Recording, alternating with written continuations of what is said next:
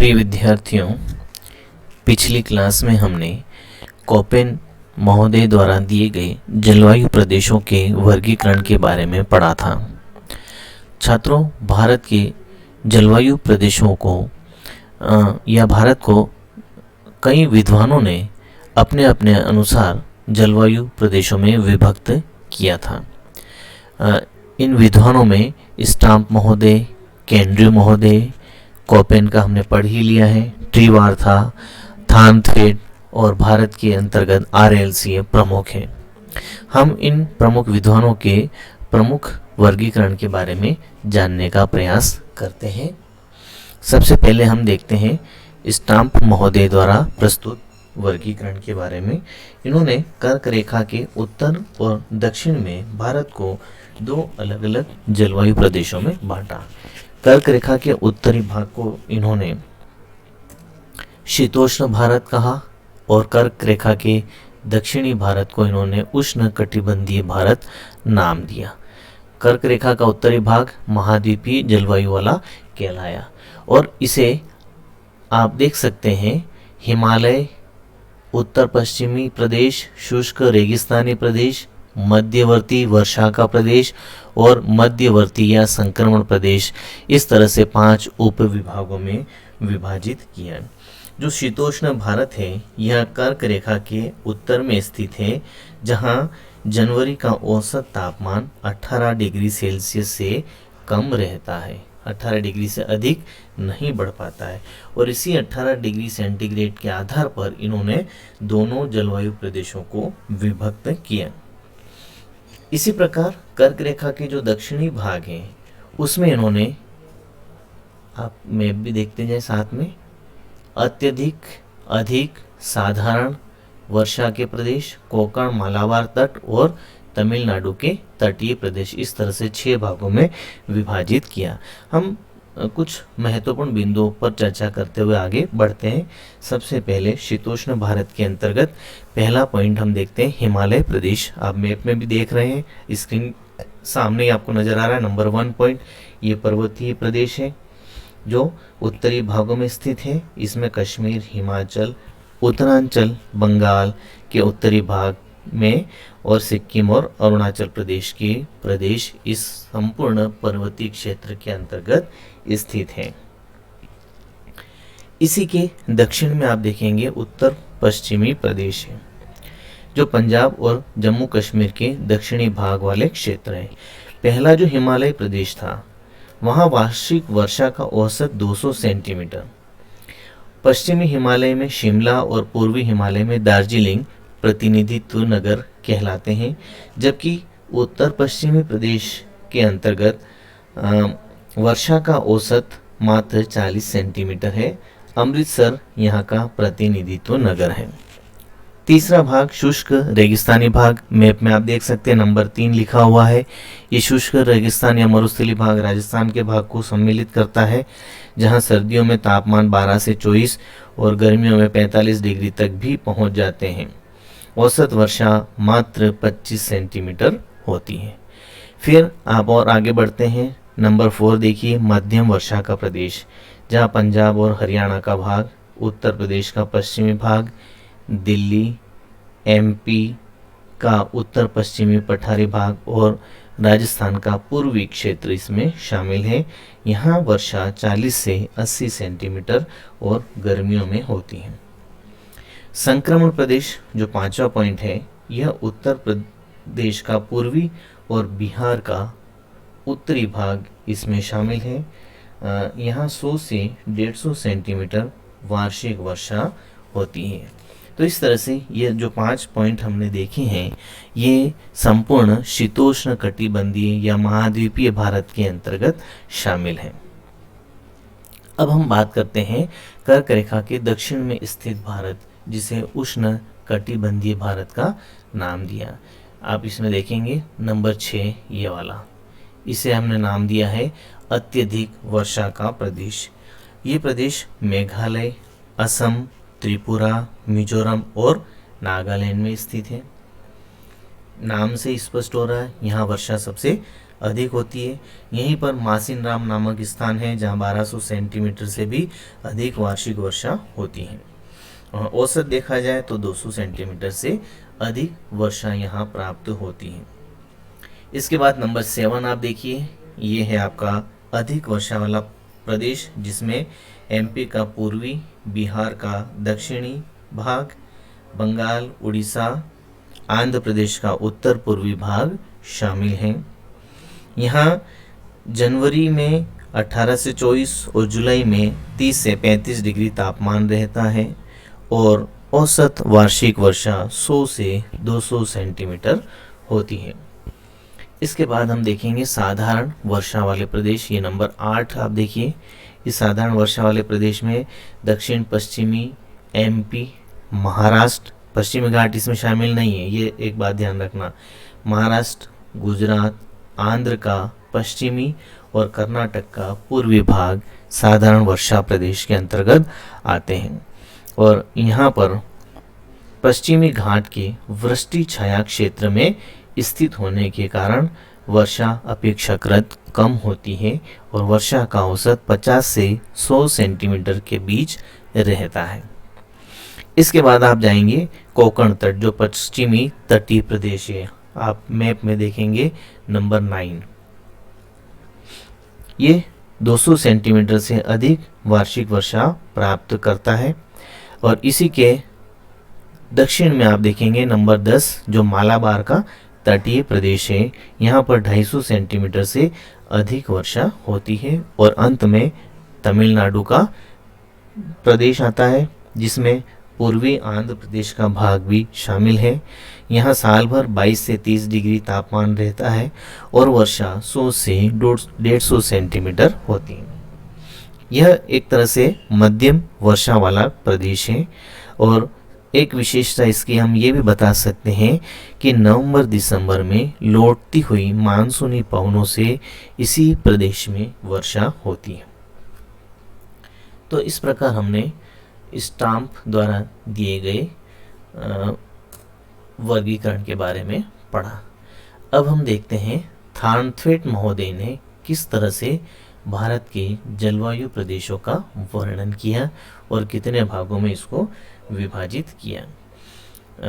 1933 में इन्होंने विश्व को जलवायु प्रदेशों में बांटा।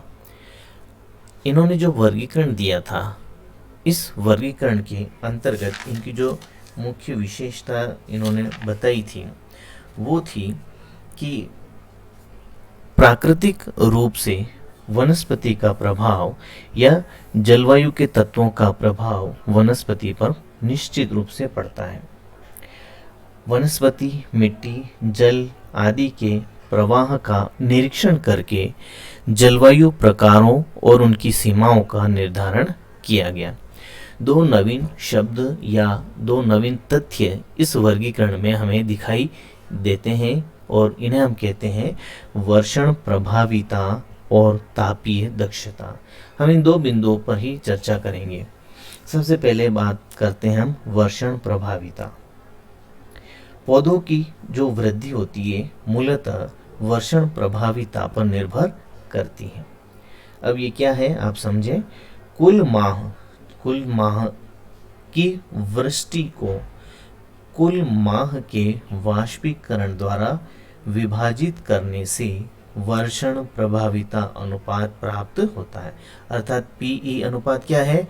कुल माह की वर्षा बटे कुल माह का वाष्पीकरण। तो इसका जो अनुपात आएगा वो कहलाएगा पीई अनुपात। पीई अनुपात अर्थात वर्षण प्रभाविता अनुपात। इसके द्वारा वर्षण प्रभाविता का कुल परिणाम अंकित किया जाता है। कुल 12 महीनों की वर्षण प्रभाविता के अनुपात का योग पीई इंडेक्स अर्थात वर्षण प्रभाविता सूचकांक कहलाता है। अब ये क्या करता है? इस सूचकांक की सहायता से वृष्टि के प्रभाव का अनुभव करना श्रेष्ठ होता है। थानथवेट ने इसी सूत्र के आधार पर पूरे विश्व को 5 आर्द्रता प्रदेशों में बांटा। कितने भागों में बांटा? 5 आर्द्रता प्रदेशों में विभाजित किया। अब यह 5 आर्द्रता प्रदेश कौन से हैं, आप यहाँ डायग्राम में भी देख सकते हैं। सबसे पहला ए अधिक आर्द्र, बी आर्द्र, सी उप आर्द्र, डी अर्ध रेगिस्तानी और ई मरुस्थलीय। जो हमने सूचकांक ज्ञात किया है पीई इंडेक्स, इसके आधार पर हम देखते हैं बढ़ते क्रम में जिसका सूचकांक 16 से कम है वो कहलाता है मरुस्थलीय प्रदेश, उसको हमने ई नाम दिया। 16 से 31 वाला स्टेपी प्रदेश डी या अर्ध मरुस्थलीय प्रदेश कहलाता है। 32 से 63 सूचकांक वाला सी या उपाद्र प्रदेश है जहां घास के मैदान पाए जाते हैं। 64 से 127 सूचकांक वाला वन क्षेत्र आर्द्र प्रदेश या बी के नाम से जाना जाता है। और ए या अधिक आर्द्र प्रदेश में वर्षा वन पाए जाते हैं और इसका सूचकांक होता है 128 से अधिक। तो ये तो थी हमारी पीई सूचकांक की बात। अब कुछ और शब्दों का इसने इस्तेमाल किया जैसे स्मॉल आर, एस, डब्ल्यू और डी। जहां प्रत्येक मौसम में पर्याप्त वर्षा होती है तो उसे आर शब्द द्वारा दर्शाया। गर्मियों में वर्षा की कमी को एस और सर्दियों में वर्षा की कमी को डब्ल्यू से दर्शाया और प्रत्येक मौसम में वर्षा की कमी को डी से दर्शाया। तो जिस तरह से हमने अभी वर्षण प्रभाविता सूचकांक देखा उसी तरह से आर्द्रता के अतिरिक्त ताप के प्रभाव का भी निरीक्षण किया और इसे तापीय दक्षता नाम दिया। तापीय दक्षता का जलवायु वर्गीकरण में भी महत्वपूर्ण स्थान बताया गया। कुल 12 महीनों की तापीय दक्षता के अनुपात के योग को तापीय दक्षता सूचकांक या टीई इंडेक्स नाम दिया गया और इसको 6 भागों में बांटा। अब इसका सूचकांक क्या है आप देख सकते हैं, 0 से स्टार्ट हो रहा है, अधिकतम 128। जिसका तापीय दक्षता सूचकांक 0 है उसे हमने एफ डैश या हिमाच्छादित प्रदेश नाम दिया। 1 से 15 तक वाला ई डैश या टुंड्रा प्रदेश, डी डैश टेगा प्रदेश 16 से 31 तापीय सूचकांक, सी शीतोष्ण कटिबंधीय 32 से 63, बी डैश समशीतोष्ण 64 से 127 और ए डैश उष्ण कटिबंधीय 128 से अधिक। तो इस तरह से हमने थार्नथवेट महोदय द्वारा दिए गए वर्गीकरण में 2 नए शब्दों के बारे में पढ़ा जिसे हमने वर्षण प्रभाविता सूचकांक और तापीय दक्षता सूचकांक के नाम से देखा। अब इन दोनों ही सूचकांकों के आधार पर जलवायु के कई प्रकार बनते हैं, लेकिन थार्नथवेट ने मुख्य रूप से 32 जलवायु प्रकार निर्धारित किए और भारत में जो जलवायु प्रकार पाए जाते हैं उनमें 12 प्रकारों का वर्णन इन्होंने किया, जिन्हें A dash R, B A dash W, B B dash W, C A dash W, C A dash W, C B dash W, D A dash W, D B dash D, D B dash W, D dash या टेगा, E या शीत जलवायु और E dash E A dash D उष्ण मरुस्थलीय जलवायु। इस तरह से इन्होंने भारत के 12 जलवायु प्रकारों का वर्णन किया। तो ये वर्गीकरण था हमारा थार्नथवेट महोदय का। अब हम एक वर्गीकरण और देखते हैं जो अमेरिका के ही विद्वान जी.टी. ट्रीवार्था ने दिया। इन्होंने कोपेन के जो वर्गीकरण थे उनमें कुछ संशोधन किया और भारत को जलवायु प्रदेशों में विभाजित किया। मुख्य रूप से इन्होंने भारत के 4 जलवायु प्रकार बताए और उन्हें ए, बी, सी और एच नाम से दर्शाया। इन चारों ही जलवायु प्रदेशों को पुनः 7 उप विभागों में विभाजित किया। अब इनके नाम देख सकते हैं हम। सबसे पहले ए जलवायु। ए का नाम हम पहले भी जान चुके हैं, इसे हम उष्ण कटिबंधीय जलवायु के नाम से व्यक्त करते हैं और ये ऐसे जलवायु क्षेत्र होते हैं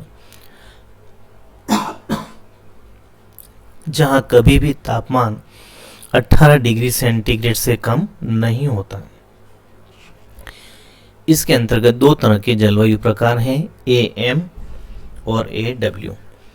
AM मानसूनी वन प्रदेश होते हैं जहां 250 सेंटीमीटर से अधिक वर्षा होती है। पश्चिमी तटीय प्रदेश, त्रिपुरा, असम का कुछ भाग इसके अंतर्गत शामिल है।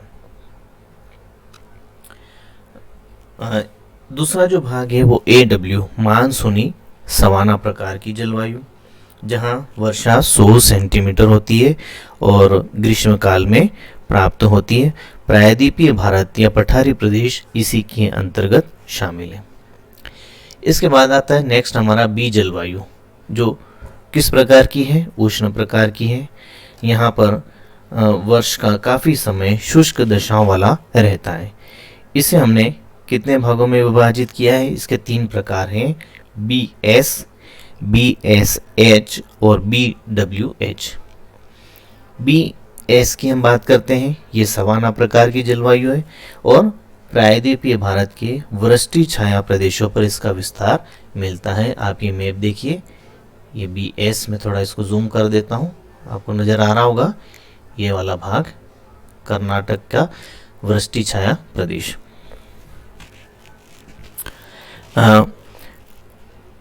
महाराष्ट्र, कर्नाटक, पश्चिमी आंध्र और पश्चिमी तमिलनाडु में इसका विस्तार है।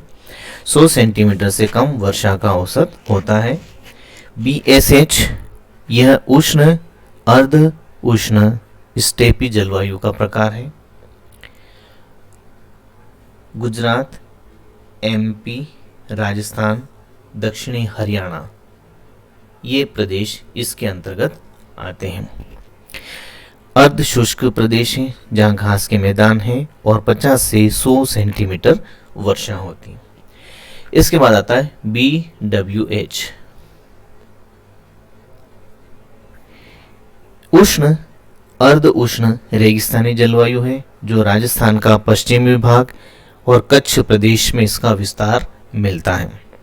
यहाँ हमेशा तापमान बहुत उच्च रहते हैं और वर्षा का औसत 20 सेंटीमीटर से भी कम होता है और ऐसी दशाओं में कटीली झाड़ियाँ उत्पन्न होती हैं। इसके बाद आता है हमारा नेक्स्ट C जलवायु, जिसे हम अर्ध उष्ण कटिबंधीय प्रकार कहते हैं।